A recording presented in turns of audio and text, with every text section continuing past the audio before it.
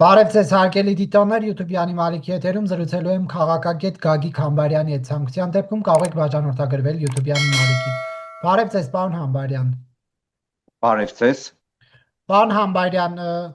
դատարանը 2 տարվա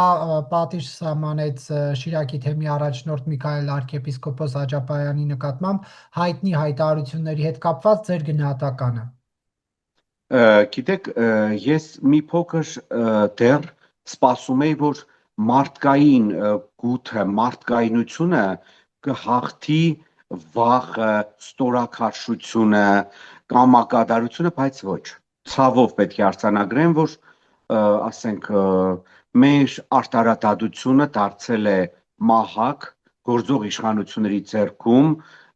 շարքից հանելու այն մարդկանց, պատժելու այն մարդկանց, ովքեր իրենց դեմ են դուրս գալիս կամ ովքեր իրենց քննադատում են։ Ինձ համար այս պարագայում գիտեք որն է կարևորը, որ 2 տարի առաջ, երբ որ Սրբազանը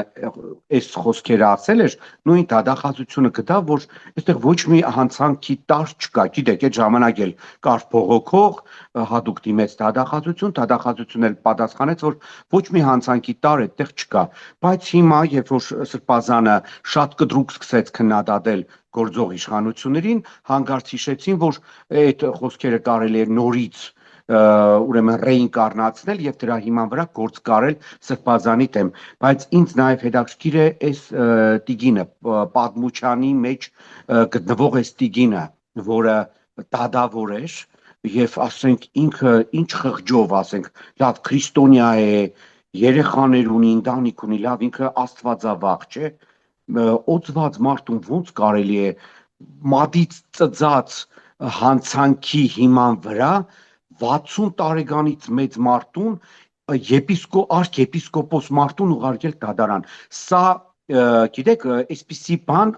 եղել է Ստալինյան ժամանակներում, Երկրորդ հանրապետության ժամանակ։ Այսպիսի բան եղել է Օսմանյան կայսրությունում, բայց երբ որ մենք տեսում ենք, որ թե ովքեր են այդ ամեն ինչը արել մեր եկեղեցու դեմ, հասկանում ես, որ այն անողը թուրք էր, այն անողը Խորհրդային Միության առաջնորդն էր, որը ճիշտ է, ժամանակին սովորել էր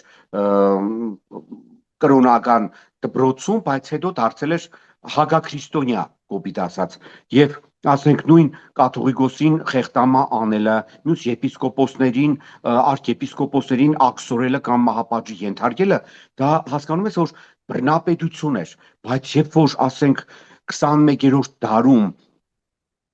նստեցնում են բանտ հարգված հանրության կողմից շատ սիրված խիզախ հայ arczepiskoposi, որը ընդամենը կարծիք է հայտնել, ելի եմ կրկնում, եթե այդ կարծիքը հանցանք էր պարունակում, թող 2 տարի առաջ նստեցնեին։ Գիտեք չէ, մեր քրեական օրենսգրքում կա հոդված, որի համաձայն նույն հանցանքի համար չի կարելի նույն մարդուն ուրեմն պատժել, եթե ինքը այդ ընթացքում այլ հանցանք չի գործել, փորձում են այդ նույն մեղադրանքով չագերտավոր հանցանքի, էլի, նույն մեղադրանքի համար ավելի ճիշտ է ասել, նույն մեղադրանքով էլի նույն մարդուն ուրեմն պատասխանատվության ենթարկեն։ Ցավով պետք է արձանագրեմ, որ մեզ մոտ արդարադատությունը ոչ թե 0 մագարտակի վրա է, շրիշագի մագարտակից արդեն ցածր է։ Մենք ունենք այնպիսի իրավական իրավիճակ, կազուսը, ես չգիտեմ սա ինչ է։ Ու գիտեք որն է խնդիրը, երբ որ այս նույն դատավորները պետք է հասկանան, որ ասենք Նիկոլը նրանց նմաններին ընդամենը օգտագործում եւ դեն են հետում։ Բազմաթիվ օրինակներ կան։ Աննա Տանիբեկյան, այն մյուս դատավորը, որը կաշառքի գործով հիմա տնային կալանքով են նստած, թե 2 ամսով կալանավորեն, արդեն չեմ էլ հիշում այդ դատավորի անունը, բայց ամեն դեպքում մենք ունենք օրինակներ, երբ որ նույն դատական իշխանության ներկայացուցիչները, ովքեր հլու հնազանդ ծառայել են այս իշխանություններին եւ արել են այս իշխանությունների պատվերները եւ կամակատար են ամբողջ իրենց էությամբ, հիմա ուրեմն դարձել են մահակ։ Պարոն Համբարյան, ասում են նույնիսկ Շիրակի թեմի առաջնորդ իշխանականներն են ասում, իր օրագրում գրել էր, որ այսօր տվեցի հարցազրույց եւ ռազմական հեղաշրջման կոչ արեցի եւ այլն։ Դուք ինչ եք կարծում, պետք է այդ հայտարարությունը, այսինքն անհետևանք թողնել։ Ուրեմն նայեք, Նարեկ, ես պատահական չնշեցի, որ Այս հայտարարությունը Սրբազանը արել է 2 տարի առաջ եւ նույն քրեական օրենսգրքով այդ կոչը իր մեջ պարունակում էր հանցանք, չէ՞։ Ես խոսում եմ այս իշխանությունների տեսակետից։ 2 տարի առաջ ինչի քրեական գործ չհարուցեցին։ Բողոքավորներ կային, չէ՞, հիշում եք այդ մարդկանց, ովքեր հadoop դիմեցին դատախազություն եւ դատախազությունը հadoop իրավական նորմերը մեջ բերելով այդ մարդկանց բողոքը մերժեց, ասաց որ քրեական գործ չի հարուցվելու եւ այդտեղ որևիցե քրեական տար չկա, որ հարուցվի քրեական գործ։ Հիմա 2 տարի անց ինչ է փոխվել այդ մեկ։ Երկրորդը ես ուզում եմ հասկանամ, լավ, մարդը ունի անձնական օրագիր։ Դա մարդու անձնական կյանքն է։ Այդ օրագրի մեջ մարդը կարող է գրել շատ գաղտնի բաներ։ Հիմա ես ուզում եմ հասկանամ, էլի, այս իշխանությունները մինչև ուր կարող են հասնել։ Չնայած իրենց կուսակից են Հովիկ Աղազարյան էր ինչ էր, դրա նամակագրությունը կարդալուց, որոշ մասը հանրայնացնելուց հետո, այս մարդկանցից ուրեմն ամեն ինչ կարելի է սպասել։ Նարեկ ջան, կան կարմիր գծեր, որոնք ոչ ոք չպետք է անցնի։ Հասկանում ես։ Այդ օրագիրը կարող է դու էլ օրագիր ունենաս։ Եվ այդ օրագիրը քո անձնական կյանքն է։ Բայց օրագրի մեջ ինչ որ բան գրելով, ասենք Սրբազանը գրել է, որ տվեցի հարցազրույց եւ կոչ արեցի բան հեղաշրջում անել, բայց չէ որ Սրբազանը դա գաղտնի չի էլ պահել։ Ինքը հարցազրույց է տվել բարձրաձայն եւ այդ նույն բանը ասել է։ Ասենք այդ օրագրով պետք է առաջնորդվեն, լավ, այդ քայլիստ դավաճանները էլ ինչ են գտել Սրբազանի օրագրում, որ կարող են այսպես հանրայնացնել։ Իրանք ընդհանրապես տեսել են իրանց անձնական կյանքը, թե ում հետ որտեղ ինչով են զբաղված, ինչեր են անում, որ հիմա մարդկանց օրագրերի մեջ են մտնում։ Լավ, կա մարդու անձնական կյանք, չէ՞, կա մարդու անձնական տարածք։ Սրանք ուր ասեց մտնում են։ Էլ ննջարան, էլ բաղնիկ, էլ արդակնոց ուր ասեց մտնում են։ Լավ, հետո այսպիսի բան ոչ մի երկրում չկա։ Սա լիբերալ ֆաշիզմ է։ Այնինչ հիմա Հայաստանում տեղի ունենում է, սա լիբերալ ֆաշիզմ է։ Իրականում լիբերալը դա շղարշն է, ֆաշիզմը իրականն է։ Այսպիսի բան մենակ իրանց թույլ են տվել մարդկանց անձնական կյանքի մեջ մտնել միայն դիկտատորական երկրներում, ասենք ֆաշիստական Գերմանիա, ֆաշիստական ուրեմն Իտալիա, կոմունիստական խորհրդային միություն։ Նույնիսկ կոմունիստական խորհրդային միությունում է այսպիսի գոնե վերջին շրջանում գոնե 70-ական 80-ական թվականներին այսպիսի բան չէին անում։ Ասենք մտնել են մարդու օրագիրն են կարդացել, հետո ինչի այդ մարդը գաղտնի էր պայել իր ասածը, ինքը բարձրաձայն ասել էր, հա, հարցազրույց է տվել։ Ես էլի եմ կրկնում, եթե կար հանցանքի տար, թող 2 տարի առաջ։ Ինչու 2 տարի առաջ չարեցին եւ այս փուլում արեցին, ըստ ձեզ պատճառը ո՞րն է։ Պատճառը ուրեմն Արցախի վերջնական հանձնումից հետո գործող իշխանությունների վախերն են Սրբազանի նկատմամբ։ Սրբազանը, դուք ինքներդ գիտեք, շատ կրթված է, բավական լավ տիրապետում է քաղաքագիտական վերլուծության այդ հմտությունները ունի, քաղաքագիտական վերլուծությունը շատ լավ անում է, ունի այսպես ասած զանգված, որը իրեն ուշի-ուշով հետևում է, ինքը հարգված է եւ մեխանիկորեն ընդդիմադիր է, ամենակարևորը այս իշխանությունների թիվ 1 խնդիրը մարդկանց ընդդիմադիր լինելն է եւ իրենք ամեն ձևաչափ օգտագործում են ընդդիմադիրներին պատժելու, ընդդիմադիրների բերանը փակելու, ընդդիմադիրների խնդիրներ ստեղծելու համար։ Սա է խնդիրը եւ հիմա Սրբազանի նստեցնել է այս պահին նպատակ ունի նրան մեգուսացման մեջ պահել մինչեւ 2026 թվականի ընտրությունները կամ հաջորդ ընտրությունները ազգային ժողովի այդպես ասեմ, որովհետեւ Սրբազանը կարող է իրավիճակ փոխել գոնե Գյումրիի պարագայում կամ ընդհանուր առմամբ ինքը արդեն Շիրակի մարզից դուրս է իր ուրեմն ակտիվությամբ եւ մեխանիկորեն դա խնդիրներ է ստեղծում գործող իշխանություններին եւ քանի որ գործող իշխանություններն էլ ոչ քրիստոնյա են, իսկ եթե քրիստոնյա են ոչ հայ առաքելական Սուրբ եկեղեցու հետևորդներ, ես բազմիցս եմ նշել եւ ապացույցներով որ Նիկոլը աղանդավոր է։ Չի կարող հայ առաքելական Սուրբ եկեղեցու հետևորդ Նիկոլ Փաշինյանը իր էջում իշխանության գալուց հետո դնել Վահե Պետրոսյան անուն ազգանունով կյանքի խոսք աղանդի ադեպտի քարոզները եւ իր Facebook-յան էջի հետևորդներին խորհուրդ տալ լսել այն։ Ես բազմաթիվ անգամ Պարոն ասել եմ դա։ Համբայրյան, միայն Նիկոլ Փաշինյանի առաքելական եկեղեցու հետևորդ չլինելու հիմքերը միայն այդ post-ն է, թե այլ ավելի Ոչ, կոնկրետ հայ առաքելական սուրբ եկեղեցու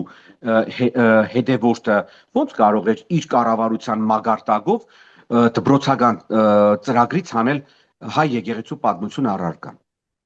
Այդ հեքիաթները, որ այդ առարկան միացել է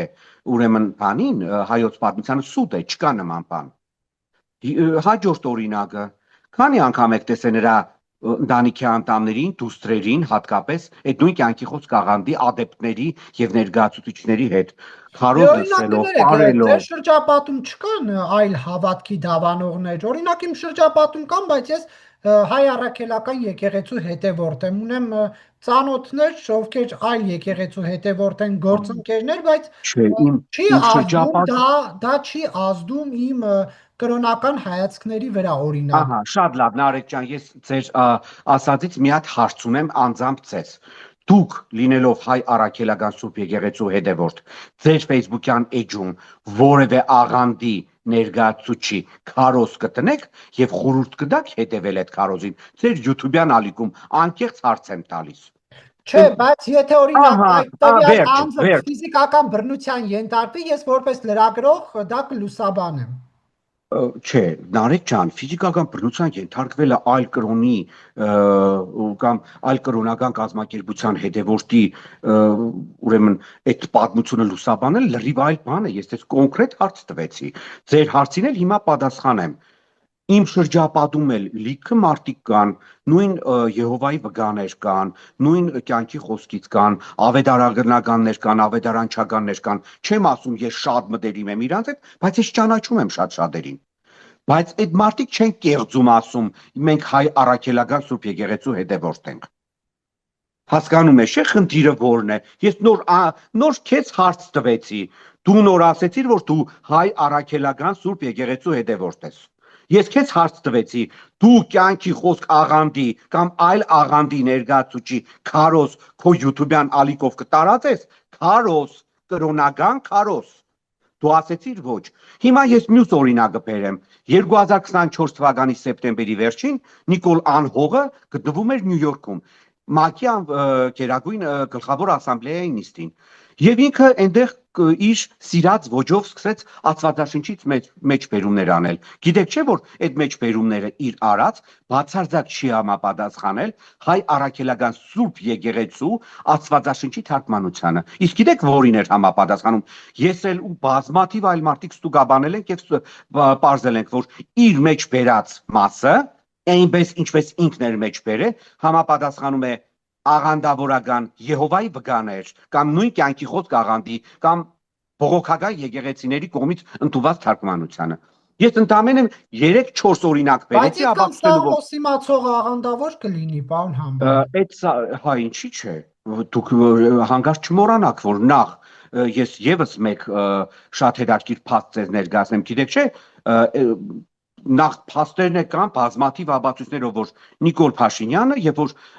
մեջբերումներ էր անում իր Facebook-յան էջում, նաև գրաքննության էր ենթարկվում։ Բազմաթիվ այդ ապացույցները կա, որ այն ինչ որ իրան դուր չի գալիս, այդ նույն սաղմոսներից, այդ նույն Սուրբ գրքի մեջբերումներից ինքը հանում էր։ Իսկ գիտեք դա ով է անում։ Միայն աղանդավորների մոտ է դա ընդունված։ Ու ընդհանրապես, ես դες կարող եք դուք մենք դու Շիրակի մարզից ես, ես Գյումրի քաղաքից եմ կոնկրետ, եւ որ հանդիպենք, ես քեզ կարող եմ կոնկրետ անուններ տալ շատ մարդկանց Գյումրիում, ովքեր աղանդավոր են եւ անընդհատ Աստծո անունն են տալիս։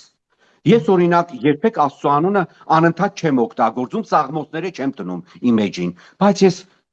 հնարավորության դեպքում մտնում եմ հայ առաքելական սուրբ եկեղեցի, իմ աղոթքն եմ անում, իմ մոմն եմ դնում ու գնում։ Այնպես որ Նիկոլի ադելությունը նաև սրբազանների նկատմամբ ոչ միայն իր իշխանությունը պահելու համար է, ընդհանրապես հայ առաքելական Սուրբ եկեղեցու նկատմամբ։ Ինքը այն ինչ որ անում է Սուրբ եկեղեցու թեմ, լիովին տեղավորվում է իր ոչ միայն պատվերներ ստանալու դրսից, որ պետք է քանդի հայ առաքելական Սուրբ եկեղեցին, այլ նաև տեղավորվում է այն նույն գաղափարի մեջ, որ ինքը աղանդավոր է։ Եվ թող հերքի, որ ինքը կյանքի խոսքի աղանդի Վահե Պետրոսյանի քարոզները չի տրել իր էջում։ 2-3 անգամ ես անձամբ սկրիններ արել եմ ու պահած է ինձ մոտ։ Անհրաժեշտության դեպքում է դնում եմ իմ Facebook-յան էջին որպես ապացույց։ Ինչու Նիկոլ Փաշինյանին անվանեցիք Նիկոլ Անհող։ Շատ սովորական, որպես պատմաբան։ Պատմության մեջ կան բազմաթիվ անփառունակ թագավորներ, օրինակ Դավիթ Անհողը եւ այլ թագավորներ, ովքեր իրենց կառավարման տարիներին կորցրել են իրենց ղեկավարած պետության տարածքներ։ Դրա համար ինքը ինձ համար Նիկոլ Անհողն է։ Դուք գիտեք, պատմության մեջ ոչ միայն հայոց, այլ նաև բազմաթիվ այլ երկրների պատմության մեջ կան, ասենք, թագավորներ, որոնք ունեն գրեթե բոլորը, շատ-շատերը ունեն արձագան անուններ։ Օրինակ, ասենք, Պետրոս Մեծ, ինքը խո մեծ չէր, ինքը երկրորդն էր։ Օրինակ, Կարոլ Սոնցը, Լյուդովիկոս 14 կամ Լուի 14, Արև Արքան։ Օրինակ, Արտուր Լվինե Սերցը եւ այլ եւ ասենք մեր պատմությունից Աշոտ Երգատ, Աշոտ Ողորմած, Արդաշես Շինարար, այսինքն այդ մարդկանց արձագան անունից դու արդեն հասկանում ես, թե այդ մարդիկ իրենց կառավարման տարիներին ինչեր են ունեցել եւ ինչեր են ձեռք բերել եւ ինչով են աչքի ընկել։ Իսկ ինձ համար Նիկոլ Փաշինյանը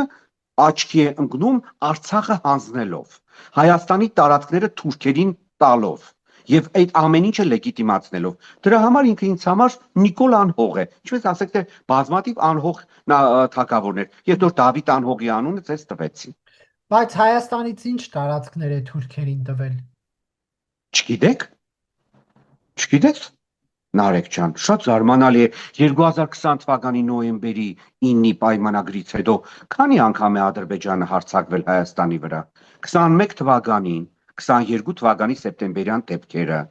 23 թվականին Արցախյան դեպքերը, երբ որ նույն տեղ գյուղի հատվածում ադրբեջանցիները մտան եւ տարածքներ գրավեցին։ Նույնիսկ այս իշխանությունն է ընդունում, որ Նիկոլ Անհողի կառավարման տարիներին Հայաստանից գրավել է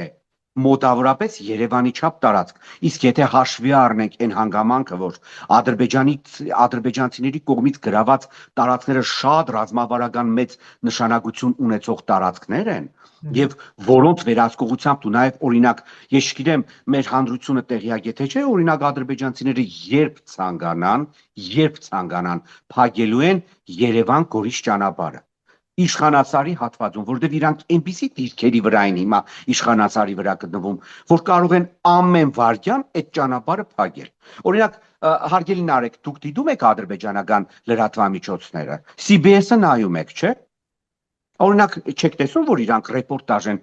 տալիս Ջերմուկից, Ներքին Հանդից, Կապանից։ Այնպես են նկարում, որ նույնիսկ Կապանի բնակիչների տների մեջը կարելի է նայել։ Սա նորմալ եք դուք համարում։ Այդ տարածքները ով տվեց։ Եթե մենք ասում ենք, որ մինչև հիմա ուրեմն դելիմիտացիա եւ դեմարկրատիա դատալ էր, թե ռազմական գործողությունների հետևանքով օկուպացնել էր։ Չէ, եւ տալ էր եւ օկուպացնել էր։ Տեղ գյուղում ով է օկուպացրել որ։ Հիշում եք այդ խայտարակ պատմությունը Արմեն Աբասյանի, ասում է մեզ խապեցին, մտան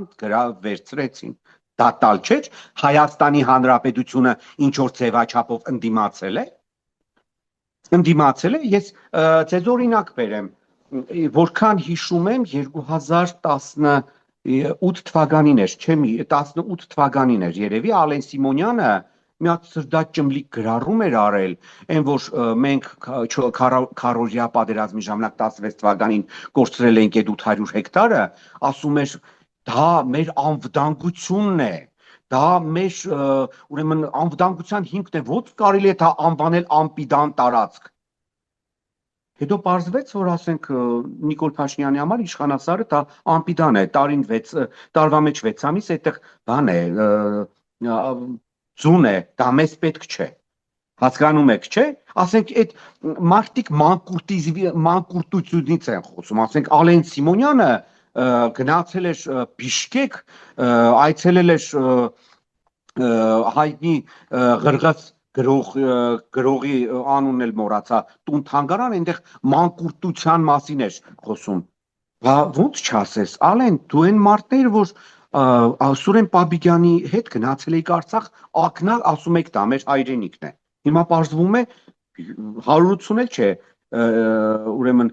հա Չինգիզ Այտմատովի տուն թանգարաններ գնացել, հա, Արեք, Ղրղստանում։ բայց վերադառնանք Հիմա չէ, բայց ամեն դեպքում ես պատասխանեմ, էլի, մարդիկ հող տվող են։ Դուք տեսել եք, որ Նիկոլ ինչ որ բան հետ բերի։ Ջերմուկի հատվածը հիմա ում մոտ է։ Իրանցում, ասում եք Իրանցում մենք սահմանազատել ենք եւ որոշ տարածքներ Ադրբեջանին է անցել, որոշները Հայաստանին։ Ես Իրանցում բացի նրանից, որ ինքը ուրեմն տվել է, ոչ մի բան հետ չի բերել։ Ես շատ լավ հետևում եմ, հարգելի Նարեկ, ես չգիտեմ թե այդ տեղեկությունը որտեղից որ ինքը ինչ որ բան հետ է բերել, ինքը գնացել էր Բերքաբեր, Բերքաբերի գյուղացիներին խաբում էր, որ այ Կիրանցի ու ոսկեպարի հատվածը կհանձնենք Ադրբեջանին, Կիրանցի 900 հեկտար տարածքը, որը Հայաստանը կորցրել էր Արցախյան առաջին պատերազմի ժամանակ ջրամբարից այն կողմ, դա հետ կբերենք։ Խաբեց բրձավ, ինչ է եղել։ Ինչ ինքը ինչ որ բանից ամաչում է, բացարձակ։ Ինչ է Պարոն եղել։ Համբայրյան, Նիկոլ Փաշինյանը հայտարարում է Գյումրու քաղաքապետ Վարդան Ղուկասյանին դուրս շպրտելու մասին։ Դուք ինչ եք կարծում, արդյոք Ղուկասյանը կձերբակալվի։ Նայեք, խնդիրը որն է, Վարդան Ղուկասյանի դուրս շպրտելու մասին հայտարարություն անելուց ընդամենը 1 օր առաջ ինքը Ստրասբուրգում բարդանում էր, որ Հայաստանը այնքան ժողովրդավարական երկիր է, որ ունի ընդդիմադիր համայնքապետ էր։ Ընդամենը ժամեր անց Երևանում կրկին դարձավ դիկտատոր եւ ֆաշիստ։ Ինքը Արցախը մարսելուց հետո հիմա ինչ ուզում անում է ու մարսում է։ Այնպես որ բացարձակ չի բացառվում, որ այո, ինքը Վարդան Ղուկասյանին ձերբակալի։ Արդեն լրատվամիջոցներում նյութեր են պտտվում, որ ասենք նույնիսկ հոդվածն են գրել այդ ինքնիշխանության դեմ հայտարարությունները եւ այլ եւ այլ։ Չի բացառվում, որ այո, Վարդան Ղուկասյանին ինքը փորձի ձերբակալել, բայց այստեղ խնդիրը գիտեք որն է։ Այդ մարդը չի ընդունում, որ ասենք Գյումրիի ընտրողների 63%-ը, այդ 47,000 մի քանի հարյուրից քվեարկել է ՔՊ-ին դեմ։ Իրանց մախինացիաներով, իրանց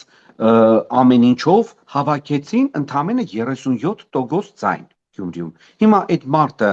չի ընդունում, որ դա այդպես է, ու ինքը միայն Գյումրիի պարագայում չէ, որ չի ընդունում։ Ինքը նույն բանը արեց Ախուրյան համայնքում, ինքը նույն բանը արեց Ալավերդիում, ինքը նույն բանը արեց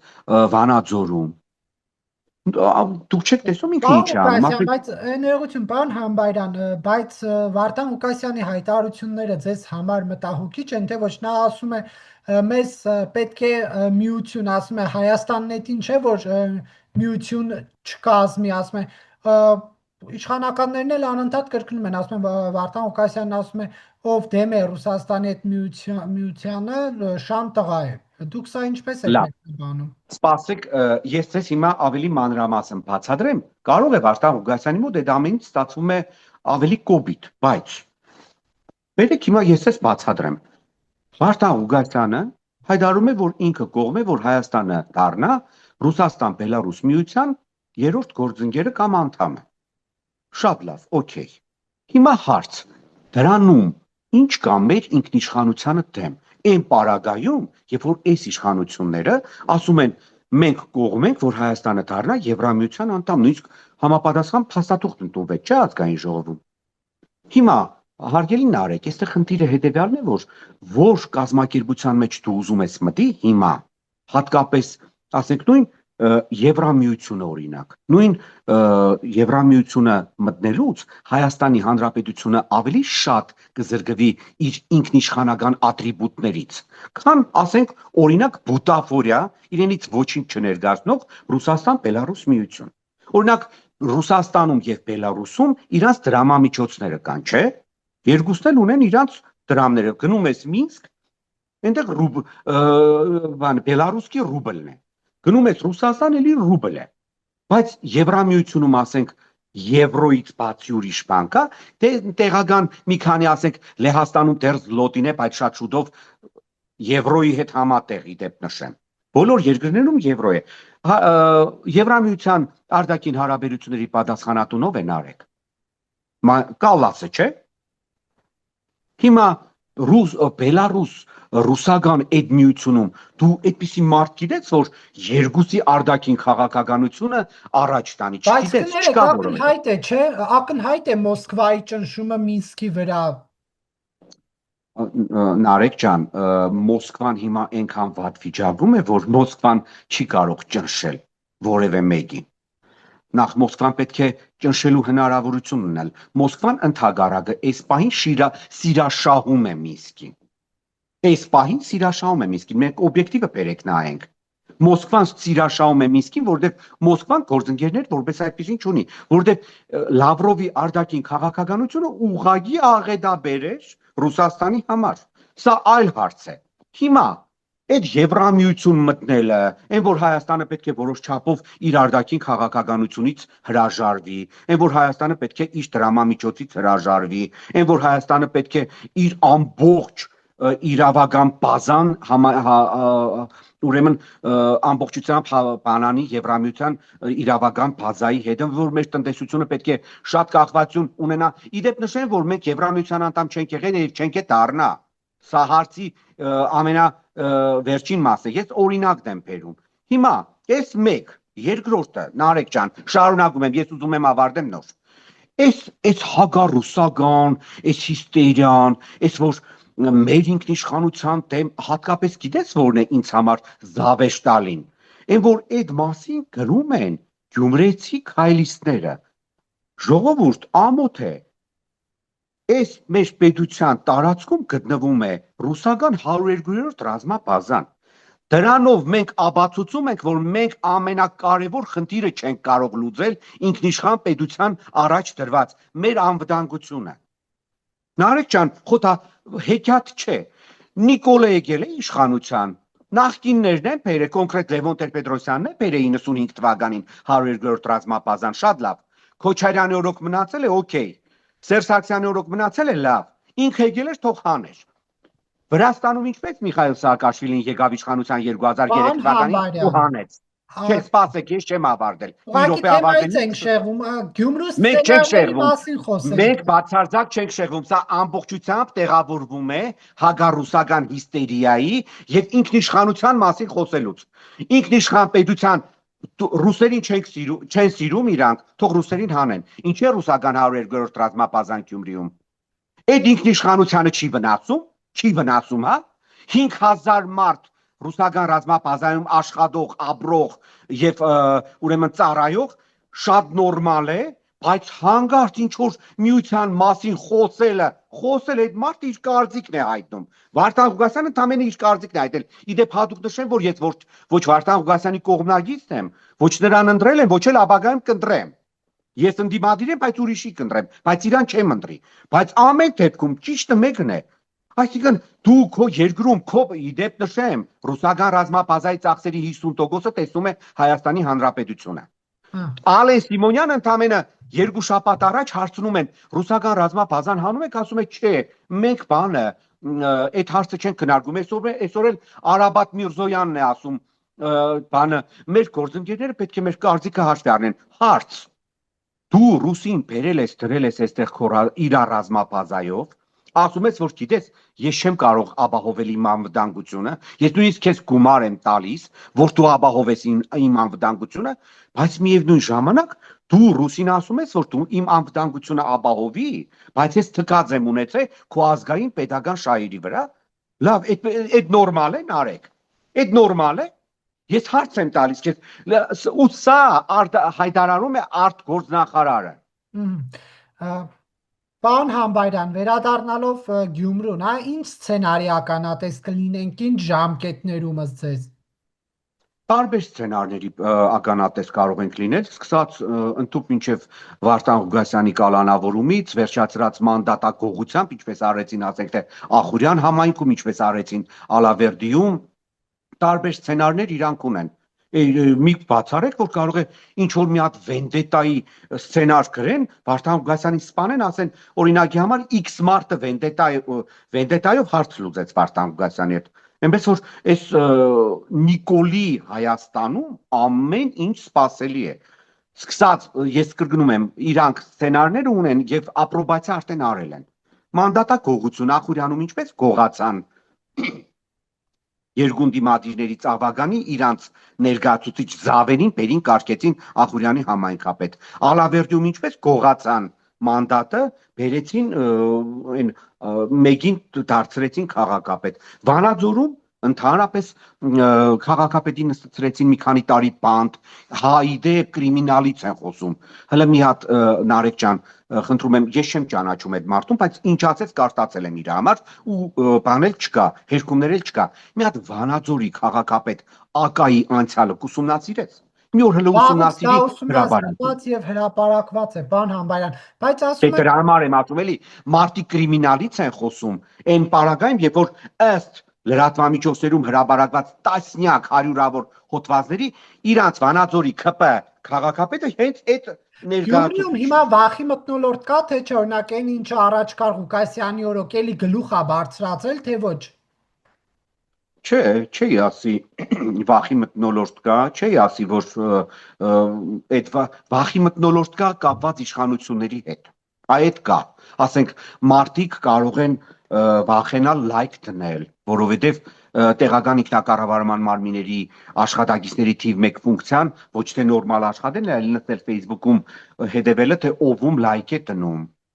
Հասկանում եք։ Դրա համար էլ ասենք վենդետաներ Ղուկասյանի են լինում։ շրջապատը ակտիվացել է, չի ակտիվացել, թե Գյումրիում ապրել ենք, գիտենք, հա,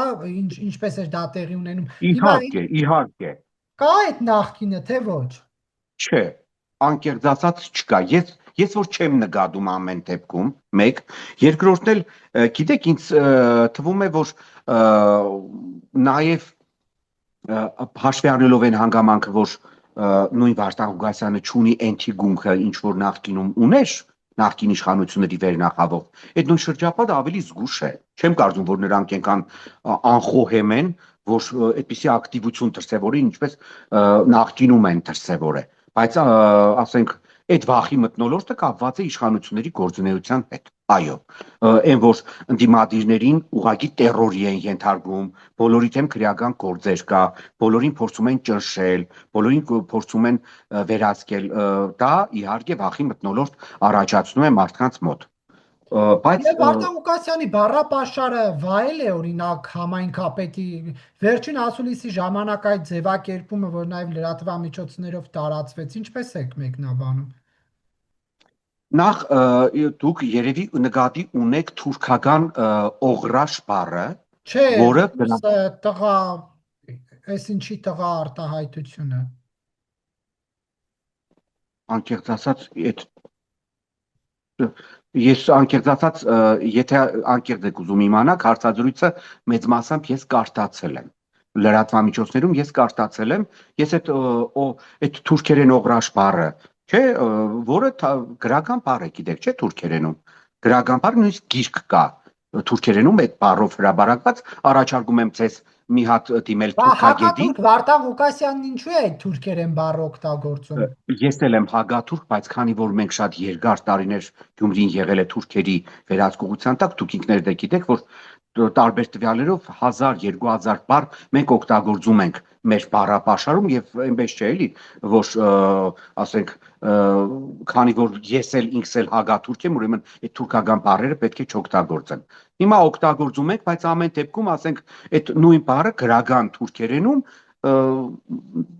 նշանակում է անբարոյականի վաստակ, ինչքան գիտեմ, հենց բառացիորեն, որքան ես գիտեմ, անբարոյականի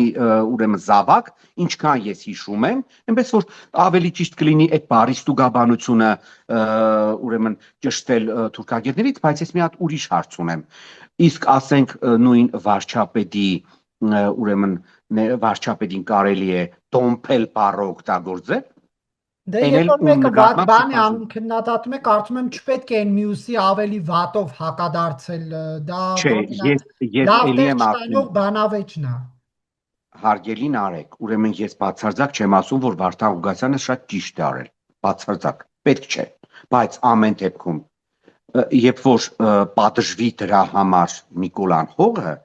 Մյուսներն էլ ովքեր սիրում են այդ տիպի բառապաշար օգտագործել, չեն օգտագործի։ Բայց մարդիկ որ տեսում են, որ եթե կարելի է Նիկոլին, իրենց ինչի չի կարելի։ Ես չեմ ասում ես կօգտագործեմ, ոչ, բայց ամեն դեպքում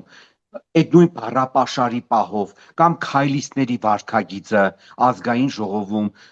այդ նույն քայլիստեն Արտուր Հովհաննիսյանը ինչ է Ազատություն ռադիոկայանի լրագրող էր նախկինում։ Դուք դրա բառապաշարը լսել եք այն կռիվների ժամանակ ինչ հայոյանքներ է տալիս։ Դա նորմալ է։ Դա նորմալ է, ինչքան գիտեմ, այդ տղան ինչ որ թմրամիջոցների գործով է անցնում կամ անցնում էր, չհասկացա։ Ամեն դեպքում, ասենք, գիտեք, եթե ինչ որ բան կարելի է Նարեկին, ուրեմն այդ նույն բանը կարելի է Արմենին էլ, Արսենին էլ, Գագիկին էլ։ Եթե Նարեկը պատժվի ու պատժվի իրական, ուրեմն ոչ նա Արմենը, ոչ Արսենը, ոչ էլ Գագիկը այդ բանը չեն անի։ Իսկ հիմա մենք թիվ 1 մեղավորին թողել ենք մի կողմ, ընկել ենք արդեն երկրորդ, երրորդ, չորրորդ անձանց հետևից, չէ, խնդիրը այն Գյումրեցին լավ խոսք ունի, չէ, ձուկը գլխից է հոդած, երբ որ Նիկոլը հոդած չլիներ, այդ մետաստազները իր հոդածության չեր իջնի ավելի ներքև։ Խնդիրը հենց այստեղ է։ Շնորհակալություն, պարոն Համբարյան, հարցազրույցի համար։ Խնդրեմ։